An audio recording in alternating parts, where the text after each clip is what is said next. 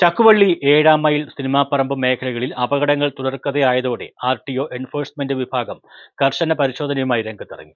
പ്രത്യേക വാഹന പരിശോധനയിൽ ലൈസൻസ് ഇല്ലാത്ത വാഹനം ഓടിച്ച നിരവധി പേർ പിടിയിലായി.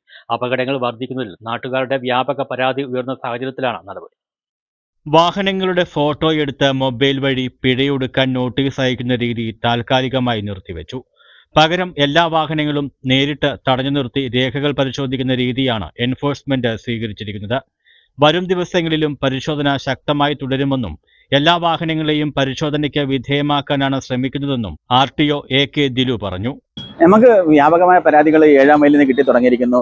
റേസേഴ്സിന്റെ വളരെ കൂടുതലുള്ള ഒരു സ്ഥലമായത്. 2 പേരും 3 പേരും ഒക്കെ കയറി പോകുന്ന നിരവധി ബൈക്കുകാർ ഇപ്പൊ തന്നെ ഞങ്ങൾ 1 മണിക്കൂറായിട്ടാണ് ചെക്ക് ചെയ്യുന്നത്.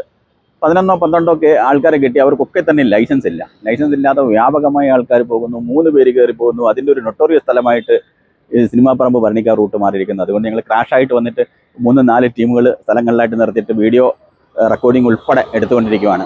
നിരവധിയായ കേസുകളാണ് പിടിച്ചുകൊണ്ടിരിക്കുന്നത്. പരിശോധനയിൽ പിടിയിലായവരിൽ വലിയൊരു വിഭാഗം കൗമാരക്കാരാണ്.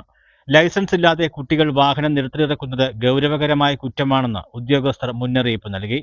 പലപ്പോഴും ഇതിന്റെ ഭവിഷ്യത്തുകളെക്കുറിച്ച് രക്ഷിതാക്കൾ ബോധവാന്മാരല്ല.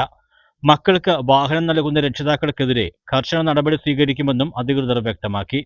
പരിശോധനയിൽ MVIമാരായ ഗുരുദാസ്, അഭിലാഷ്, AMVIമാരായ അഭിറാം, ശ്രീപ്രസാദ് എന്നിവർ പങ്കെടുത്തു. മേഖലയിലെ അപകട സാധ്യത കുറയ്ക്കുന്നതിനായി വരും ദിവസങ്ങളിലും മിന്നൽ പരിശോധനകൾ തുടരാനാണ് മോട്ടോർ വാഹന വകുപ്പിന്റെ തീരുമാനം. News bureau, Karunagappally.